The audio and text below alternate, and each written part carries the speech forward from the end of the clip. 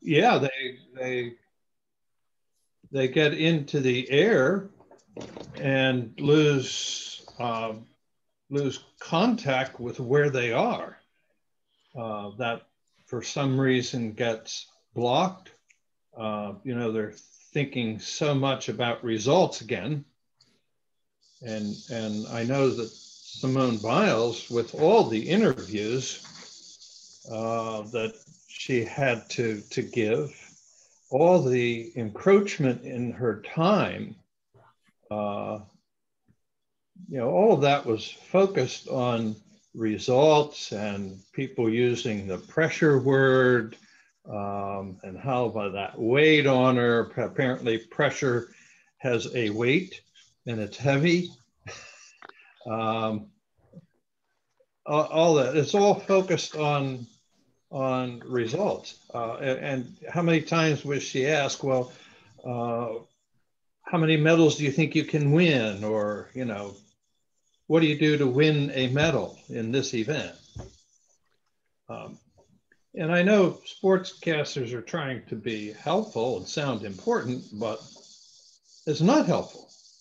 In fact, they contribute to the problem because they're talking about pressure, something that doesn't exist, but they created in the archer's mind or the athlete's mind, whatever the sport is.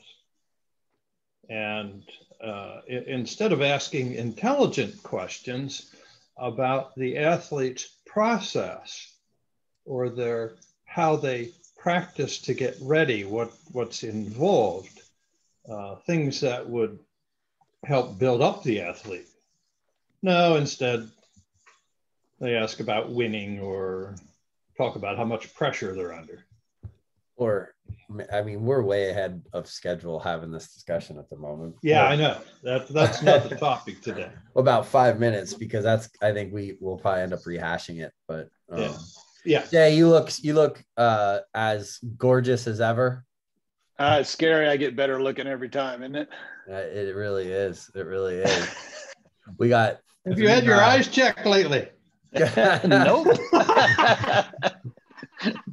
Nor will I. You got 3 bald guys and Larry Wise. Larry, I think apparently the bald guys have this one wrapped up. You need to join the club. Well, Larry's getting there. He's getting there. So I can tell you about the baldness. So the guys that are bald in the front, they're lovers. And the guys that are bald in the back are thinkers. So the guys that are totally bald, they think they're lovers. Correct. Uh-huh. Now the truth. You are a wise guy. You are a wise guy. Yeah. Or we just choose to use our hormones for other things than growing hair. There you go. Whoa. And the conversation takes an abrupt left turn. I won't touch that one with a 6-inch pole. That's what she said. But oh, man. Funny stuff. And it goes downhill from here. Yep. Correct. All right. Episode number 19. I don't think those numbers are right, but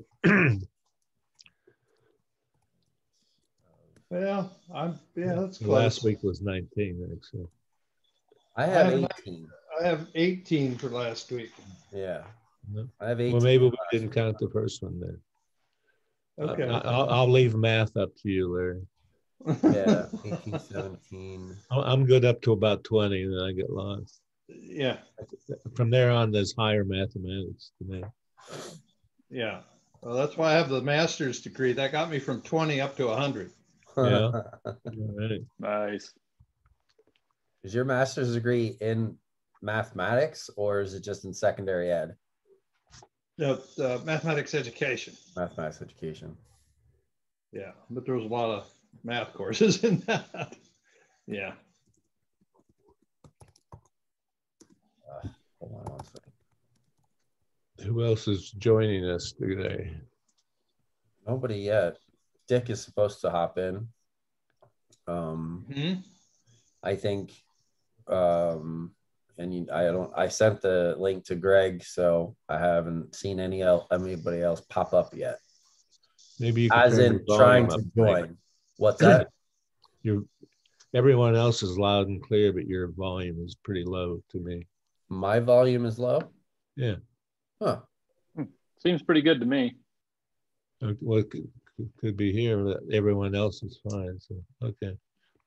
It could be the missing teeth. It's an echo yet. Yeah, in the back there. Yeah. I'll tell you what.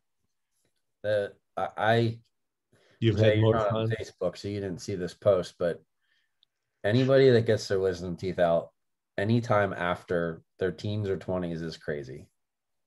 Yep. I was in so much pain, and I have a pretty high threshold for pain. And yeah, that was tough. Probably 2 bottles of whiskey, huh? Oh, I'll tell you, after about a week, I had my first bit of alcohol, and it actually felt like it made it worse in some ways. And I don't know why. I don't know, like the blood thinning and more blood movement. I don't know, but man, it just didn't seem to help. Not like you would expect. Obviously, you didn't drink enough. Yeah, that's what I was thinking. Or he had the cheap stuff. He bought the cheap. Correct. Needed the good stuff. Yeah, that could be. Like I said before, I don't have any of the real good stuff right now. I drank it all. I drank it all prior to the surgery to cope with the pain from having them in. I think that's what it was.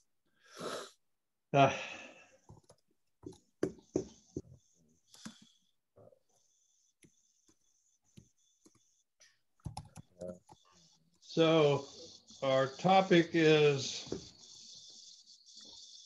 One second, I'm doing my live thing. So okay. Doc, go ahead. You can talk about it.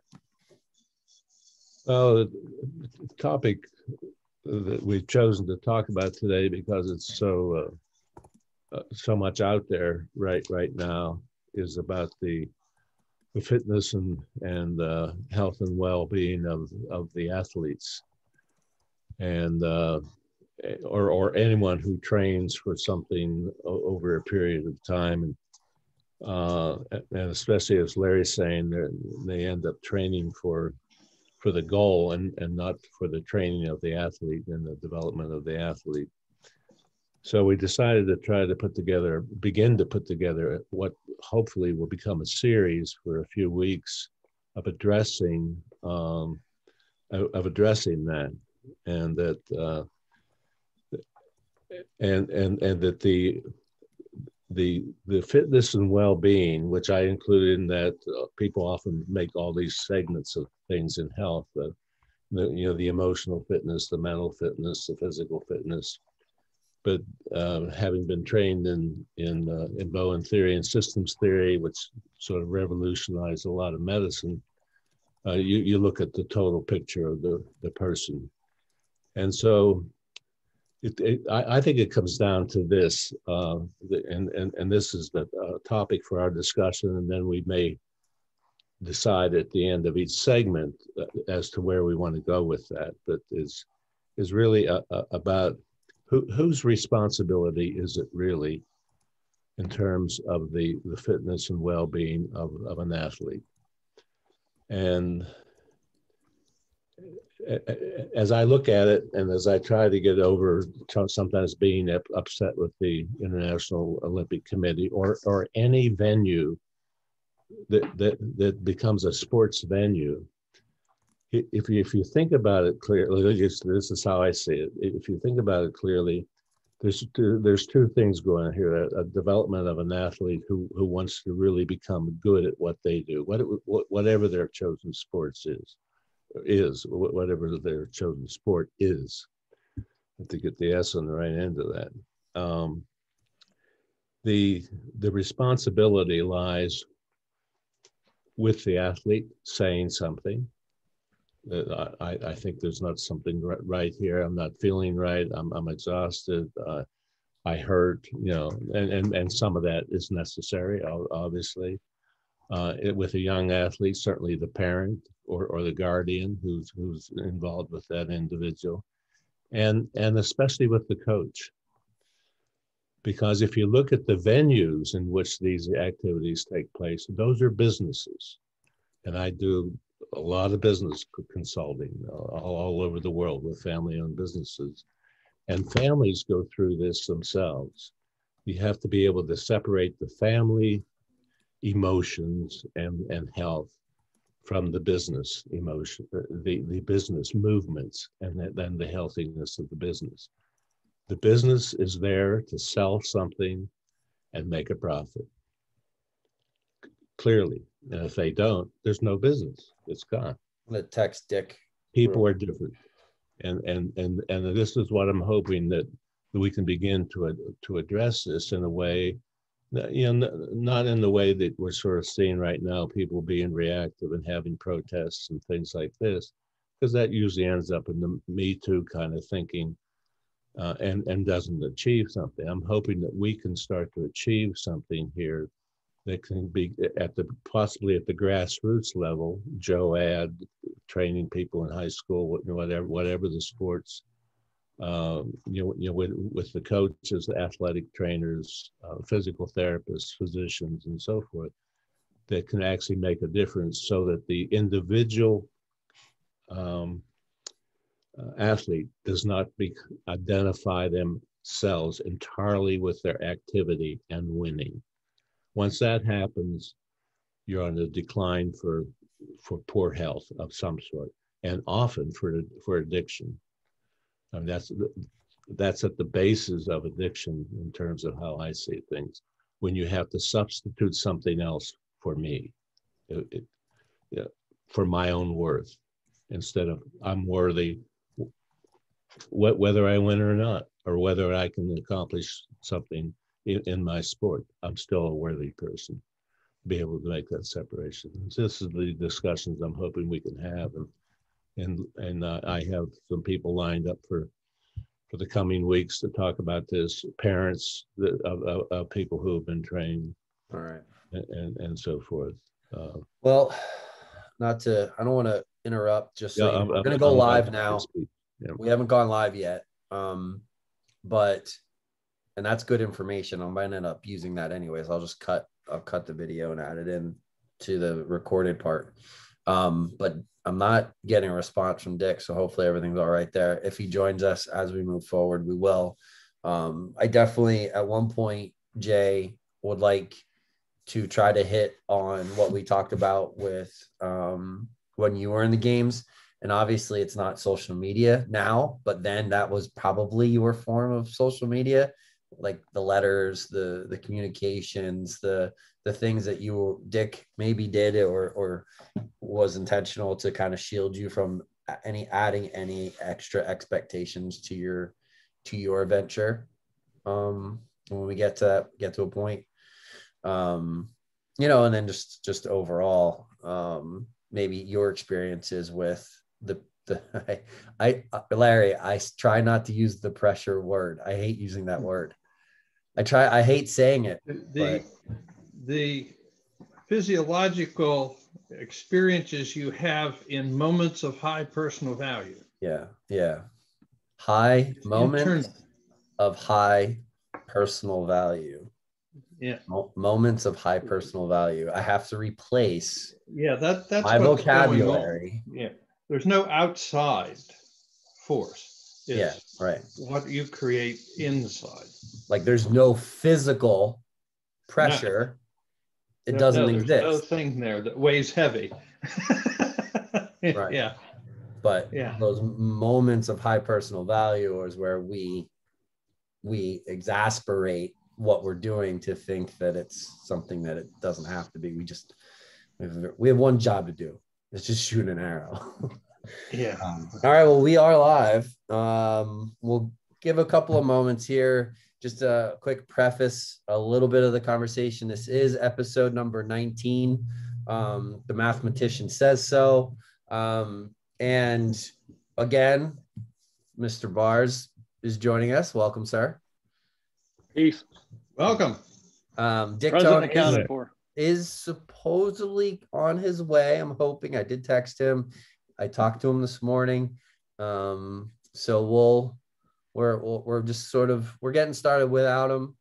Dick, it is what it is. Maybe, he's in that Arizona time. So, we have Doc as usual. We got Mr. Larry Wise, Coach Larry Wise as usual, myself.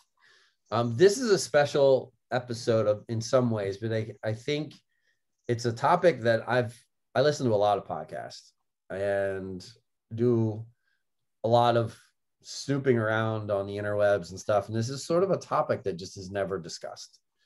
And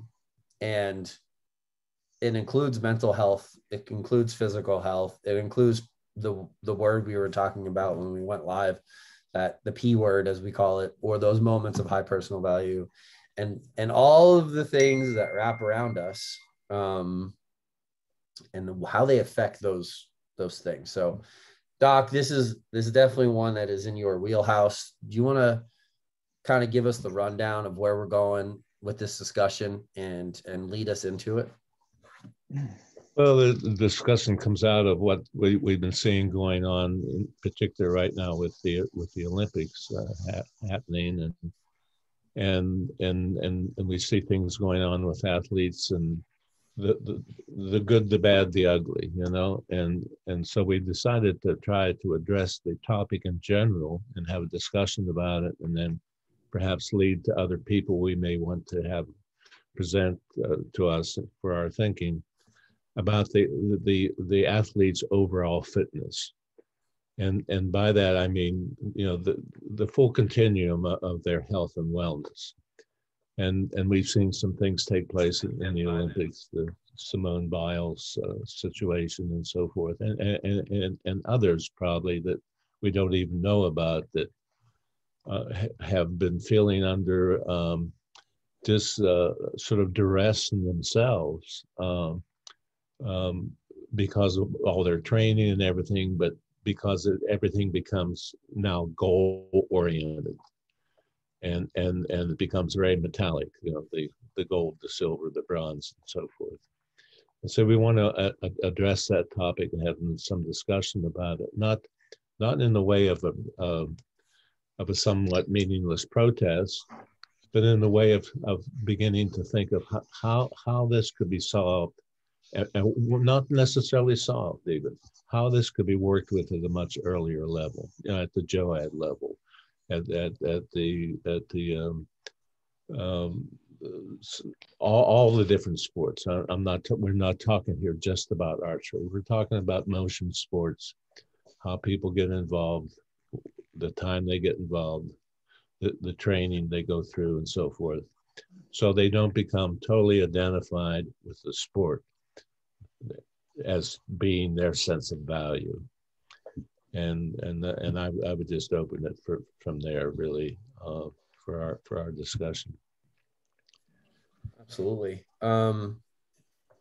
Jay, I know you and I had an extensive discussion, and we talked about kind of the external influences with this crazy world of social media that we live in, and how that can have such an adverse effect on the way especially kids can affect their ability to perform, how it kind of creates this pedestal of perfection. I don't know how else to describe it.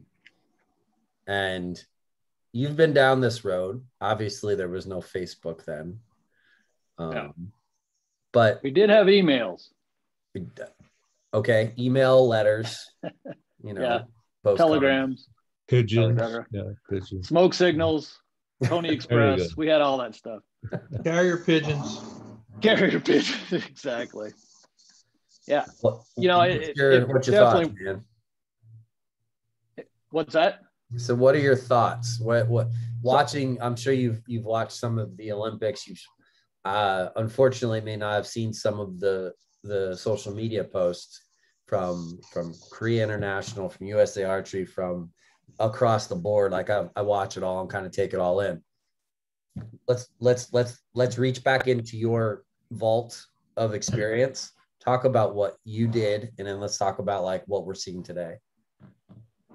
Well, I mean, what I did working with Dick, and he had me in the place he wanted me mentally, and basically shut everything else out. Like I didn't read emails. I didn't read the telegrams. They all showed up at the Olympic Village once I was there. And I was sure 99% of them were going to be positive, but I didn't look at any of them. I mean, it's great that people are rooting for you and all that kind of stuff, but ultimately, why would I care what people I don't even know have to say? I mean, why would I care? That's what I don't get. And because I guess I didn't grow up with the social media, but these kids crack me up when they say, I've got 1,000 friends. I said, really? Why don't you call those 1,000 friends and tell them you're moving next week and see how many of them show up with a pickup truck? That will let you know how many friends you really have. And that round number is going to be about that many. Because if you've never met them, they're not a friend. Yeah. So there's a line that I love now, which is, in order for me to be offended, I must first value your opinion. Yeah. Yeah. Why would I care what somebody who doesn't even know me says about me? I don't get that. Now, I understand it's easy to say, it's really hard to do. Just like Doc was talking about separating who you are from what you do. It's easy to say, but it's really hard to do because we get into this sport and we get very tied up in how we perform. So it's easy for me to make these statements. So don't send cards and letters to Frank about what a jerk I am. I'm just speaking in generalities here. It's easy to make these statements. It's hard to make that separation. But it's 100% up to the athlete and their team to insulate them and themselves from all this craziness that's going on. Mm-hmm. There's no good that can come from it. It's just, there can't be. Yeah. So the purpose of social media, or what occurs on it, I guess, is we are comparing ourselves to everyone else. We're constantly comparing ourselves to each other on social media. And unfortunately, it's almost all result oriented. Yeah, well, and you don't know that the person that's saying they're doing all this great stuff is even doing that stuff. They're sitting behind the computer. They probably never left their mother's basement. Yeah. That's good. I mean, I've been on some of the Archery Talk forums years ago. Oh, God bless you. And I saw people that back then, if you were a FIDA Olympic recurve shooter, if you could shoot a 1300, you were a world-class archer.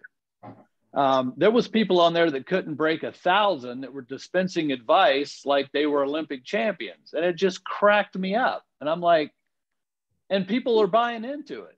And I'm thinking, this is insane. And it's only gotten worse over time. I mean, now there's people giving all sorts of, I mean, you got idiots like me talking on shows like this that think they know what they're talking about. So, you know, take it for what it is. There's a difference there. Hold on. I'm going to interject because you have legitimate Olympic experience that no one can duplicate other than unless they've been in your shoes. So that's different. Sure. No, Archery Talk, like you said about the guy sitting in his basement who probably never shot an arrow before. I mean, that's probably an exaggeration. I'm sure there are some decent people out there, but you know, we see that on YouTube alone. Like there's almost a reversal of information available out there right now that makes people feel like they are, I don't even know the word. Like they have all the answers. And you see there's people who, I'll use barebow because that's my niche. There's people out there that have awesome experience in other archery forums or disciplines giving barebow advice that has never shot a national level event in barebow, and people take it, you know. So prime example of taking information just because it's available, not because it's validated. And that's the part I don't understand. It's no different than talking to a coach in person or another archer in person. If you watch the guy stand there and miss the bail 6 times in a row, and then he walked up and told you were doing something wrong in your form, you tell him to go pound salt. I mean, you just watched him miss. But you don't validate anybody when you're doing it through social media. And one of the reasons I'm not on social media, there's actually two reasons. One, I don't think my life's interesting enough that anybody else should care about it. And two, my life is interesting enough that I don't have to care about anybody else's.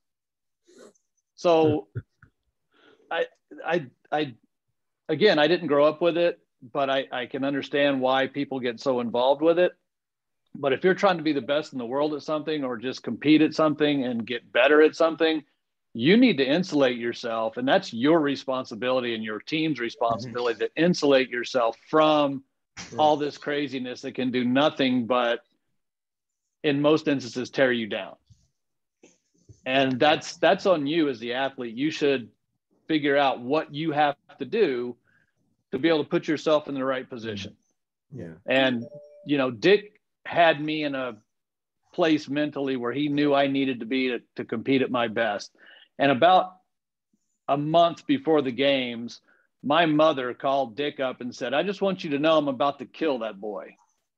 And Dick said, "What's going on?" He said, "Well, he said something to me." And I don't remember what I said. She never brought it back up again, but she said, "That's unacceptable. He doesn't talk to me that way. I'm going to kill him." And Dick said, "Dot, let it go. He's exactly where he needs to be right now. You can kill him after the games." So, but you have to be able to get yourself in that place, and it's up to you and your team to do that, and where you can perform at your best. Mm-hmm. I had a coach. Oh, go ahead, Doc. So early on in our young archers training, we must begin teaching them, I think, this basic concept that if you would not seek out this person for advice, why would you take their criticism? Correct.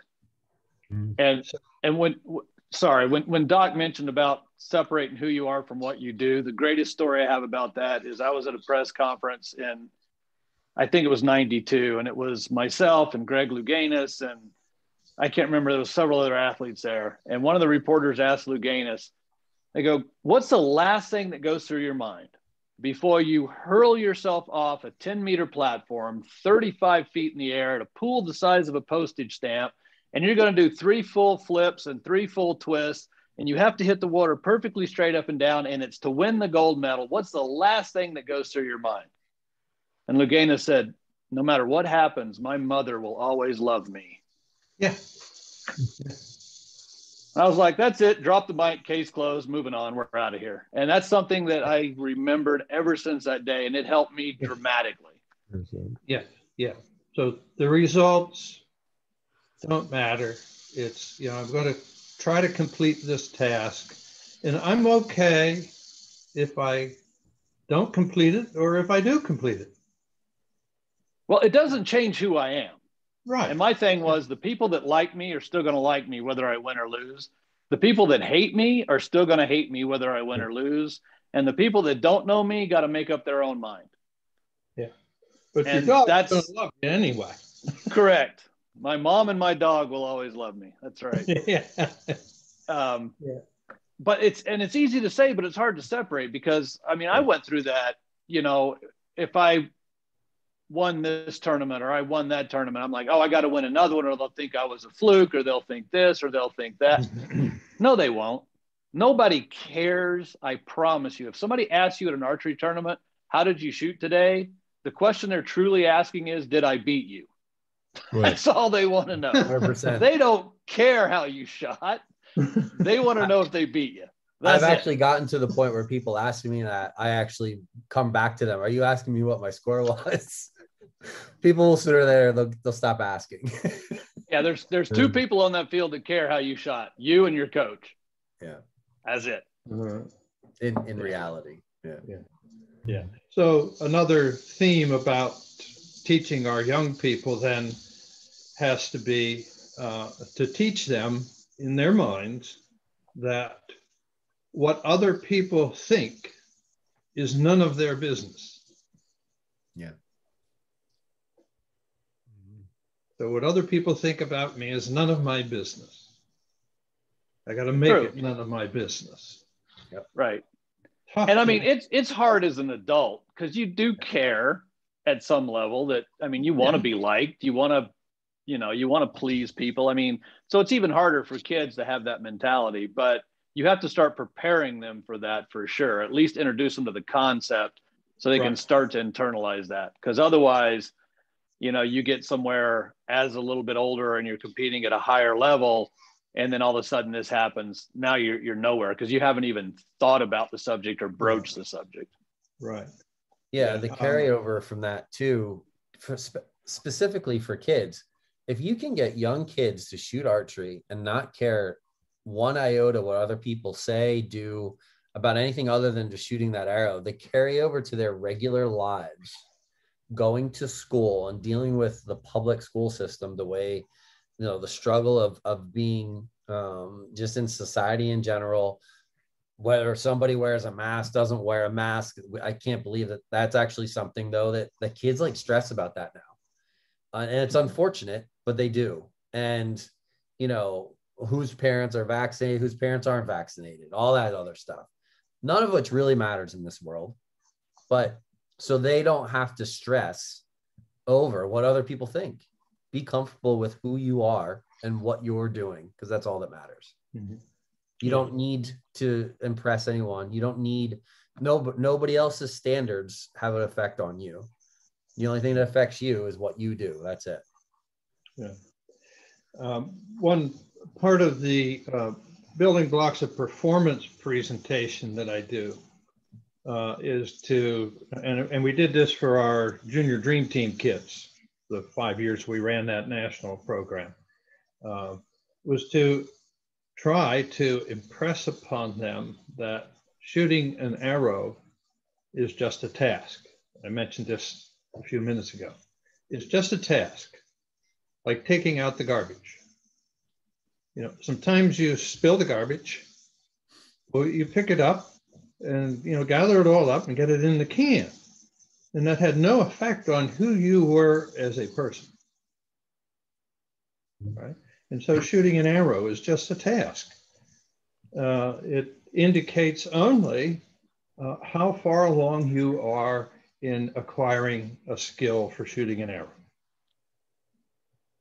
But it's hard for kids to separate their score with who they are as a person.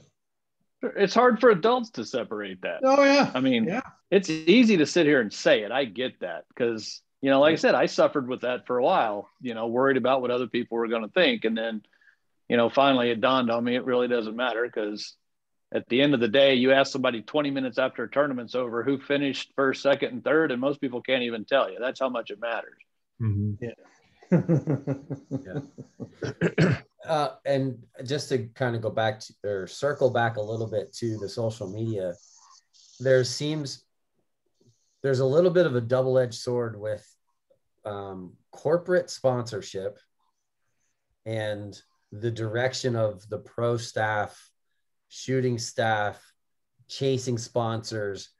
And I had a parent in the Barebow group post the other day about their child placed fourth at nationals, and are there any bow companies out there looking for sponsors and stuff? And I very tactfully commented and said, to be completely honest with you, you should go the complete opposite direction of that mindset. Because whether a youth shooter gets a sponsorship or not, if they have a bow company and they give them that bow and they hand it to them, say, here you go, that could turn into unwanted or unneeded pressure very quickly, because it adds responsibility to promote. It adds responsibility to do extra things. And in some mindsets, you can be like, they gave it to me, I'll do as I want. But so many people who are looking for those accolades of being a shooting staff or whatever that term is, they take that on because they think it's like a popularity thing or a contest to see who can be a what shooting staff. And they add pressure to their youth shooter because they want a free bow or they want this. And all they're really doing is almost having an adverse effect on their performance by adding another level of responsibility. Not all you shooters are cut out for that. Few are, actually. Well, and it's all in how you interpret that as well. You know, when I got sponsored by a company, it was a great ego stroke. I loved it. I felt like I was getting validated, but I never looked at it the other way of, oh, if I don't shoot good, they're going to take it away from me. Like, my mind just didn't work that way. I just looked at it as a totally positive thing. And I didn't feel like I had to go out and do anything different. I didn't feel pressure to win anymore. Mm-hmm. I looked at it like, they gave me this for a reason. And so, great. I'm awesome now. I'm going to go shoot it. But I didn't feel additional pressure. But I've seen that happen when I was in the industry. And even on the bow hunting side, there was bow hunters that we sponsored that ended up breaking the law and poaching animals just to have a bigger rack on the wall because they felt like they had this pressure to perform now that they were being sponsored by companies. And maybe I'm not smart enough to think that way, but that was never how I interpreted it. So a lot of this is how you interpret this stuff. To Larry's point earlier, what happens to you physically is arousal. It's how you interpret it, whether it's pressure or whether it's good.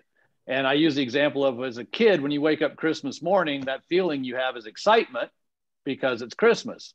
If you're that same kid sitting in class and you get called to the principal's office, that feeling you have is not excitement, it's dread. But what physiologically happened to your body is exactly the same. It's how your mind interprets it. So same thing with the sponsorship, and I know you hate the word pressure, but I'm just going to call it what it is. Pressure that is self-imposed.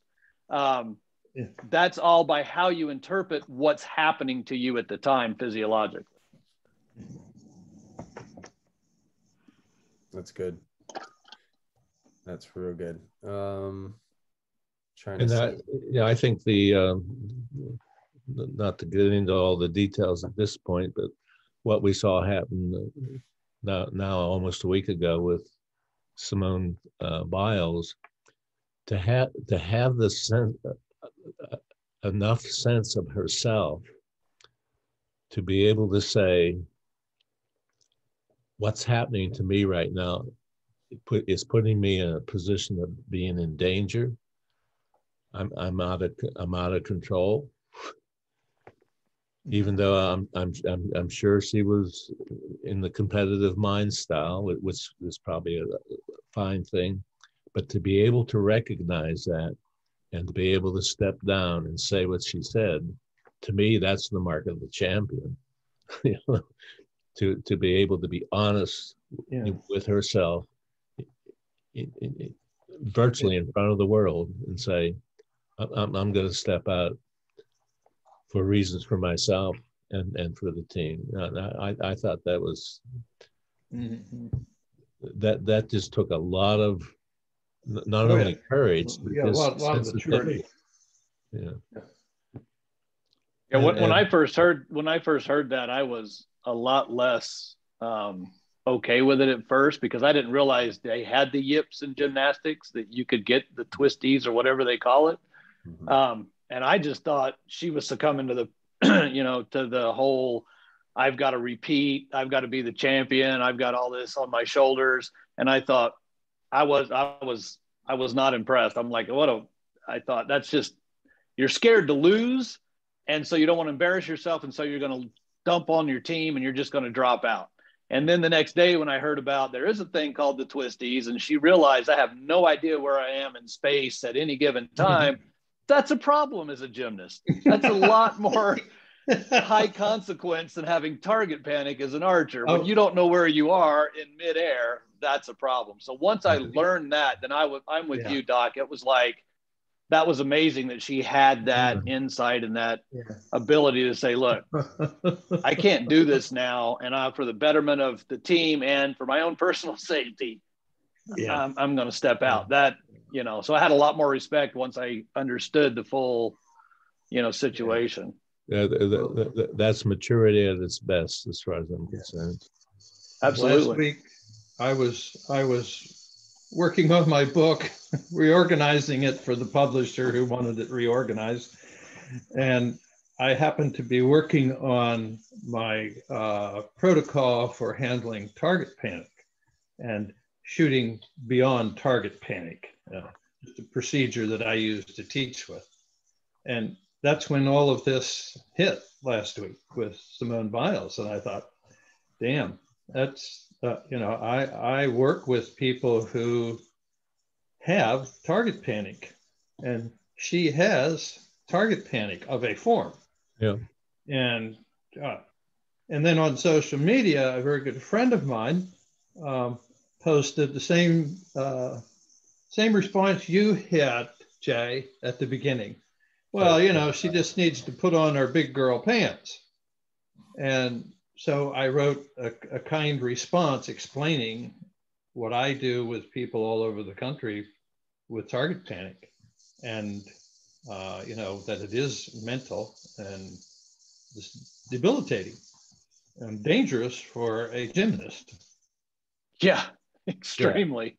Yeah. I had the same response, and I heard of the twisties because my sister, previously professional gymnastics coach, and we were having a family discussion because my family was all involved in gymnastics when we were younger, and we were talking about it, and then we saw the headline about the twisties, and I was like, I remembered it, so I did a Google search, but then I started searching further to find out there's multiple teenage gymnasts who have been paralyzed from the neck down from getting twisties and landing and just kind of ignoring it or trying to push through it, and you have to look at where Simone's legacy is.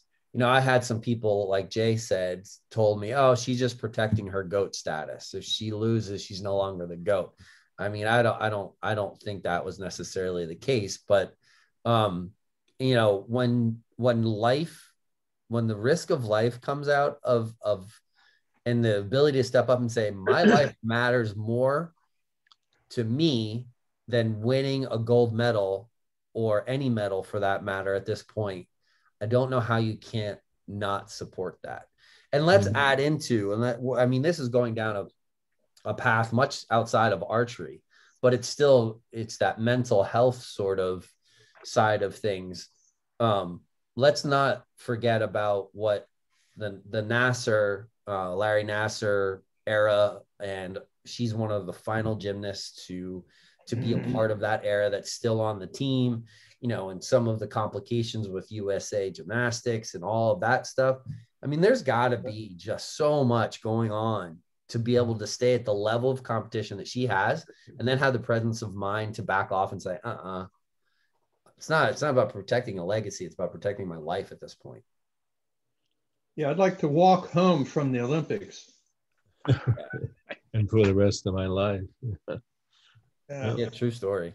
I mean, and again, just so everyone to relate this, the twisties is sort of a comparison to target panic, but there's a higher level of risk as an end result, but it's still, I guess, yeah, full draw, you lose where you're at. It's in the morning. Yeah. I get disoriented. Having had an experience in part of my life with a young fellow who hopefully he's going to be on one of our future programs here in the next week or two, a fellow named Brandon Wynn, who is known as the top gymnast at this point on rings and high bar, and he was preparing this time again for his third Olympics. And then they didn't have the World Games.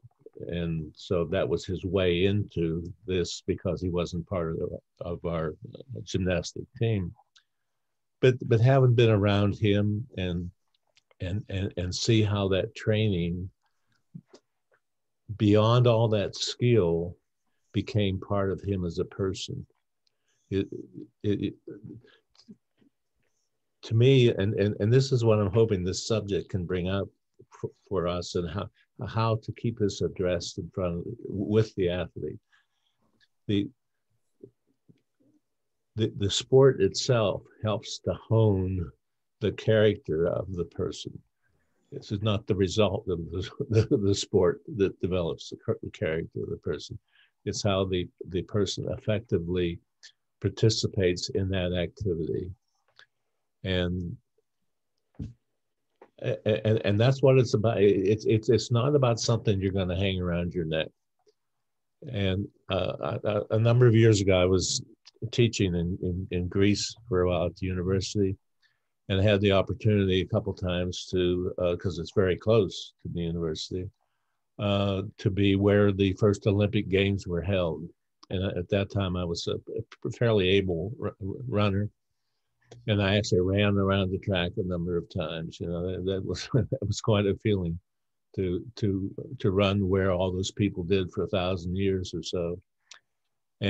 But the original Olympics, it's smaller than a football field, smaller than a football field, and you wouldn't even invite anyone there to play. You know, I mean, it's just sort of nondescript. And it wasn't about sponsorships. It wasn't about a business. It wasn't about people getting trained. It was people who developed a really able skill who all came together just to show what they had developed.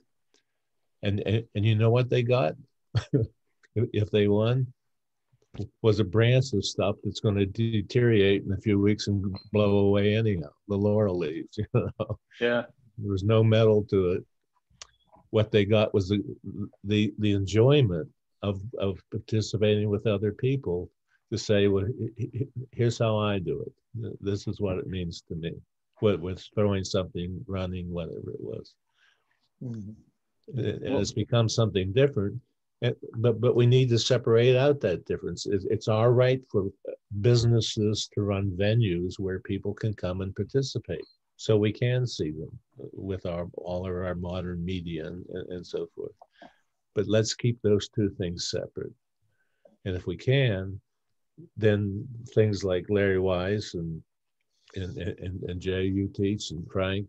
I mean, I get very little opportunity to coach people who are developing archery. I end up working with them later in some ways, and I hope I'm not a professional archer. I'm an archery professional that's trying to understand more of what goes on when you shoot archery. But if we can help, and I think the best place to start is early on. It's very hard to change someone's habits when they've already been in one or two major competitions, and they're pretty well set in their ways and how they feel about winning and losing. But maybe we could turn that around at an earlier level and encourage people to do that. Well, and Doc, to your point, we've talked a lot about the kind of the bad side of the mental part of sport, but what you should be taking out of it when you're a kid or even as an adult when you're training, it should be the determination you have to excel. It should be your work ethic. It should be the fact that you're willing to go out there and grind. That's who you are. It's what you put into it is who you are, and the things you can hang your hat on, and the things that are going to help you in your job and in life and in, you know, being successful in other areas. It's that work ethic. It's all of that that determines who you are. Whether you win or lose at the end of the day isn't who you are, it's what you do. But all those skills you can develop through sport. I think, I mean, I just look at kids that I'm around that do sport versus the ones that don't. And it's night and day difference in self-confidence and the ability to take on new things and to try new things and have that confidence in themselves that a lot of kids that don't do sports just don't have. Yeah. And in archery, we're teaching that we do our archery by steps. We're organized, mm-hmm. and we are thinking our way through steps. And if you can transfer that to other areas of your life, you know, organize your approach to doing something, you're going to be much better off. Mm. Yeah, and I also like this, you know, archery in particular is an individual sport, even though there's a team round. As an individual sport, if you go to a tournament and you shoot great, you get to look at yourself in the mirror the next morning and go, you're awesome. And if you shoot like crap, you have to look at yourself in the mirror and go, Right. that wasn't so good, and Yeah. figure out why. And so you And know start who to you're learn a lot talking about, to. correct. You start to Yeah. learn a lot about yourself and how you respond in certain situations and under certain Right. circumstances, and then how to cope with that. And that helps you in all sorts of areas in your life, not just flinging arrows.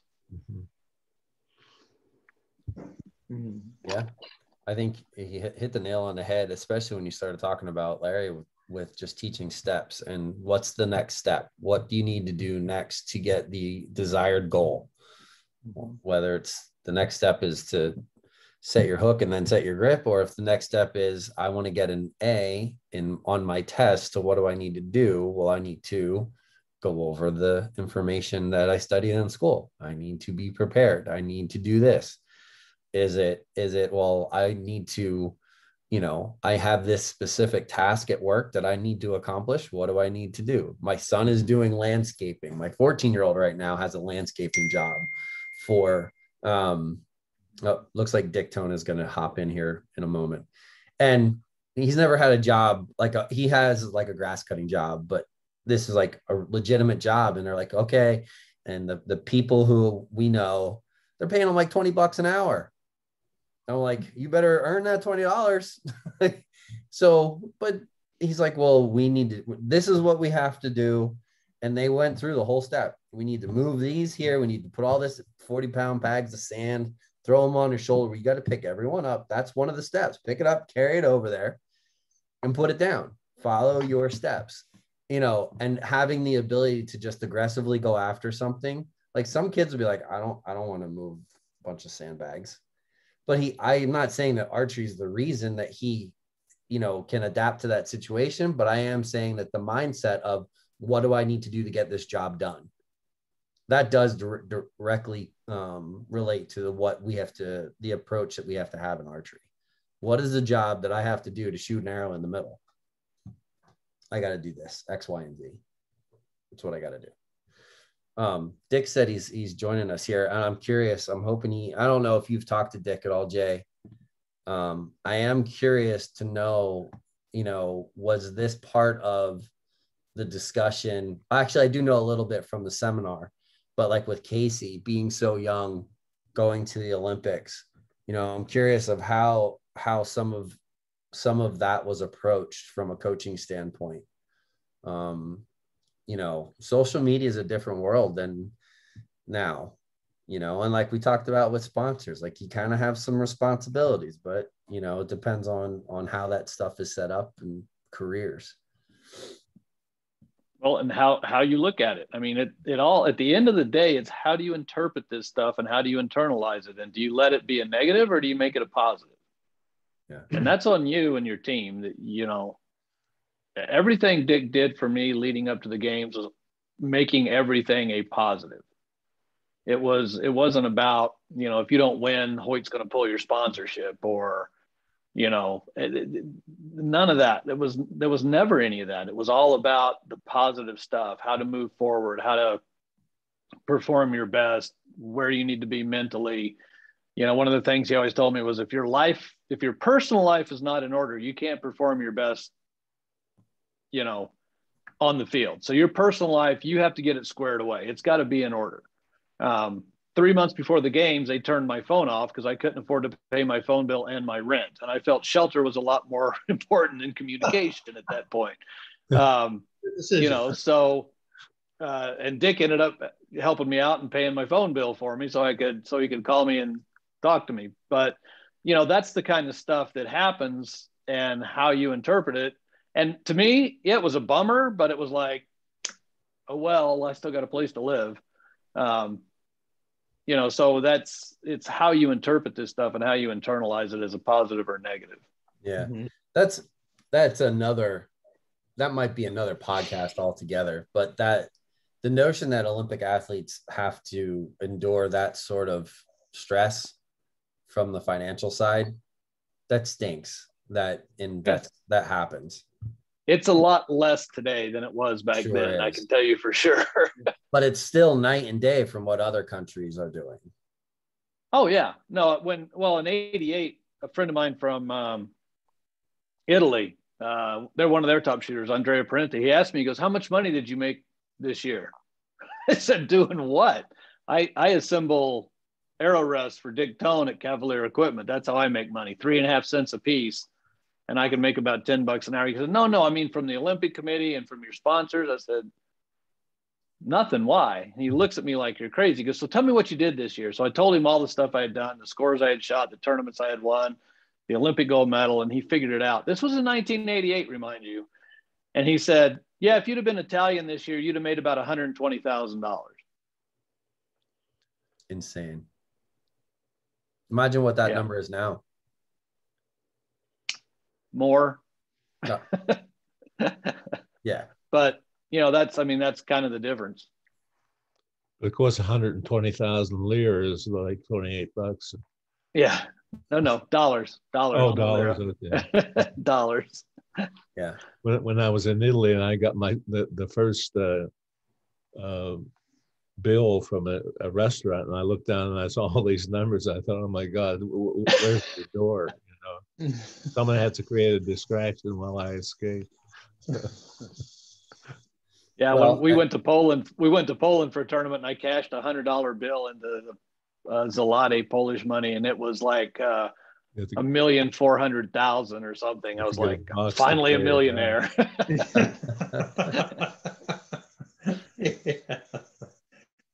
That's funny. Unfortunately, it probably doesn't spend the same. No. Yeah. What about, your situation with like Korea and watching the way there was like, I started saying it earlier and I never finished the statement. I had a coach one time who always told me, and I may have said this in the podcast before, so forgive me if I'm repeating myself. Every good athlete has a chip on their shoulder. In some way, shape, or form, you have a chip on your shoulder. And like every single Korean archer came off that way. They were there for one thing and one thing only. And that was to do and honestly just whatever they can do as far as achieve a podium. Now, surely in the individuals that got changed up a little bit, but in the team round, it was super, super impressive to watch for both men and women. And you gotta wonder, like, that approach and their venue, their pre-games shooting venue. Like, imagine what that does for their confidence going into the games. Like, it's gotta have a tremendous amount of benefit. It's kind of like going to the Classic. Like, if you think if you're preparing to make the top 8 shoot up, practice standing up on a platform, shooting at a target at 18 meters with the lights on the target and the lights on you. It's kind of like that same approach. Do you know what I mean? Mm-hmm. Imagine what that does for your mental wellness going into a tournament and being prepared for it. It's great because it's, been there, done that kind of feeling. So it's not a surprise. But it also is one of those things where you've done everything you can possibly do to put yourself in the best position to win. And right. So if you've done that, then you can go there with a free mind. You don't have that in the back of your head, I should have got up that one Wednesday and gone and shot. Because you did. I should have done this. If you're thinking that way by the time you get to a major competition, you didn't do everything you could to be where you needed to be. And that's what the Koreans do. By the time they get there, they've left nothing to chance. They've done everything they possibly could humanly do to give themselves the best opportunity. Does it always work out? Obviously not. We saw that, on the individual side of things, but you can never, you always feel good about, hey, I did everything I could do. And so you can sleep with a clean conscience at night versus with regrets. And there's nothing worse than that. Yeah. And we also saw, however, on the other side, or on the positive side of that, you saw the first ever archer to come away with 4 gold medals in 1 Olympics. That's pretty impressive. The female Korean that won. Oh, yeah. So she got mixed team, women's team, individual, and what's the other one? 3. Is it 3? Yeah, 3. 3 medals. It's just 3. Yeah, not 4. 3. Sorry. Yeah. So, but well, I don't maybe know she anymore. It's stole one possible from she could have somebody shot on else. the men's team. yeah. How's that, Larry? Maybe she stole one from somebody else, Frank. Maybe. From I can't remember his name. He's like 39. He's probably the oldest archer to compete. I can't remember his last name. I was looking it up. I never had to say it correctly anyway. Yeah. Yeah, I mean, it definitely, you watch them, you watch their approach to coming to the line, you watch their just demeanor, and you could see that there's definitely a level of just, man, I don't even know how to describe it, intensity with their Well, approach. it's also that I call it being cocky, and people go, "Oh, that's bad." I'm like, no, arrogance bad, cocky's good. And the difference is, if you're arrogant, you're telling everybody else. If Right. you're cocky, you've got that internal confidence that you just walk in there with that air about you that I'm going to shoot my best here. I just am. And, I wonder who's going to be second. And that's kind of the mindset you have to have. And part of that is that preparation leading up to it, if you've done all that. Right. But, I tell the kids I coach, I'm like, look, you have to have an unshakable confidence in yourself. Unshakable, regardless of if you think you deserve it. Fake it till you make it, but you have to have that internal confidence, because nobody else is going to have it for you. As your coach, I can't give it to you. I can have all the confidence, but if you don't believe it, it's not going to happen. So even if you're faking it at this point, eventually you will come to own it. And anybody that performs at the top level has that, whether it's business or archery or gymnastics, you've got to have that. And that's kind of that chip on your shoulder you were talking about. Mm-hmm. Yeah, that's it. I mean, and you have to, we're talking about, the mental health and wellness of an athlete, and those preparations prior help with that during the competition for sure. I think that's what people need to, that's one way, leave no stone unturned. Make sure that if you said you were going to go practice on that Wednesday, go practice on that Wednesday. Don't skip that day, which I'm sitting here and I have a good billion things to do today. And shooting was not one of them. Now I'm like, man, I should go shoot. As I sit here getting ready for, or basically preparing for senior nationals, target nationals. And I'm like, gosh, I can't take a day off. May squeeze in some blind bale because I got a good billion things going on today. But it's that mindset though that you have to have. You just have to have it. You can't just be like, not today, because that's what's going to happen then when it comes time. I know. Well, or you have to be honest with yourself and say, look, I don't have the time to do this. I've got a job. I've got a family. I can practice 3 days a week for 75 arrows.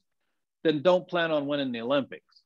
Yeah. But set a more realistic goal so you're not beating yourself up for trying to accomplish something that just is not, it's not going to happen. Yeah. Be real with yourself. Correct. Yeah. Yes. My objective would be to find every arrow at the next tournament then, Frank. Correct. I want to tie the world record in hits. Yes. Yes. Yeah. There you go. Excellent. Great objective. Yeah. All right, guys.